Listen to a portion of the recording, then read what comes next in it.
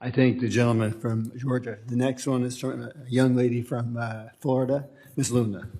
Thank you, Chairman Gosar. If I can just ask for unanimous consent to enter this into the record? Thank you. I can't stop thinking about, Mr. Loris, what you told us earlier about some of the stuff that you'd witnessed with some of the human rights abuses. Real quickly, what is the youngest age of some of the children that you've heard have been working in these mines? Ranging from 5 to 6 years old, and sometimes teens will have babies strapped to them while they're digging out the cobalt by hand. So I mean, you're literally talking about infants at these mine sites. I just want to share a stat with everyone on the panel. Children who work in these mines are frequently drugged to suppress extreme hunger and fatigue of working in such harsh conditions. If you can just pass it that way. From our perspective, I think everyone on this panel would agree that if there's a way to move our industry away from China, it's probably the best thing from a human rights perspective. But my question, Mr. George, is because I'm not from a mining community, I'm from a fishing community. How does the United States mining standards differ from countries specifically that in the Congo where China's operating to conduct some of these mineral mining processes? Well, I can talk about labor standards in terms of our rights here in this country to organize unions, which we've done. And the standards, the people that have done that, and people have literally died for those rights here in this country to obtain those rights.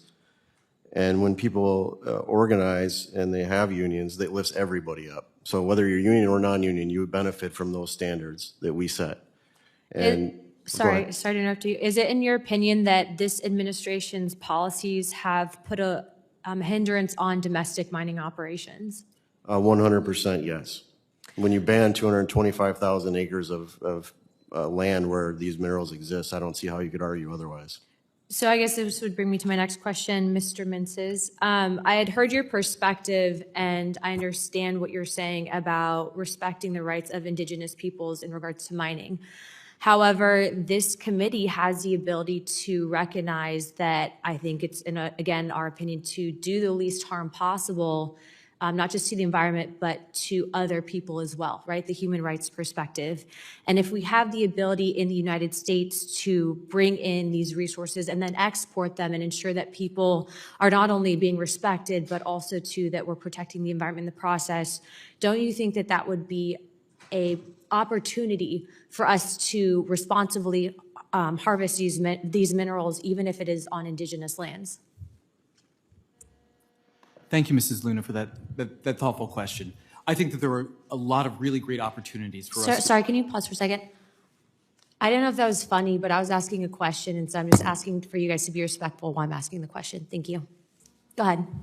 Thank you, Mrs. Luna. I do think that there are opportunities for us to be able to onshore the stronger links of the circular economy infrastructure here in the United States, and that we ought to be able to raise standards here, labor standards, environmental standards here and everywhere around the world, which is why, in particular, when the Biden administration is going to the mining Indaba in Cape Town, we're urging real due diligence standards. And part of the bipartisanship, I think, of this committee is I think we all want oversight.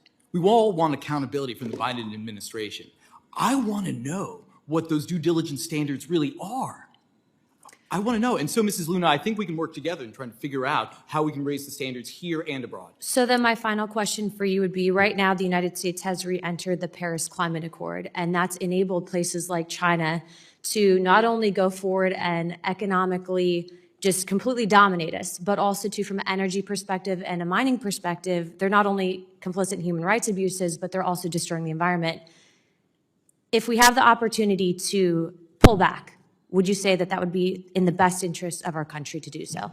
Thank you, Mrs. Luna. That's a really good question. I'd actually like to associate myself with Mr. Loris's comments with respect to China's position vis-a-vis rare earth elements and their position in the market. It's my view that they've actually lost market share since the recent 2010 trade dispute. And so there are, I think, as we've discussed, some trade options available to sort of reduce our dependency that way. Notably, Senator Wyden earlier this week just sent several letters to a number of original equipment manufacturers, mostly domestic ones, who were sourcing materials from the Xinjiang region of China, allegedly. And so what they're saying, what Senator Wyden is asking, same thing I'm asking, where's your due diligence plan? And so we're asking the administration, we're asking OEMs to show us how it is that we're making sure that slave labor isn't happening within their supply chains so that we can all responsibly source the materials that we need. Thank you.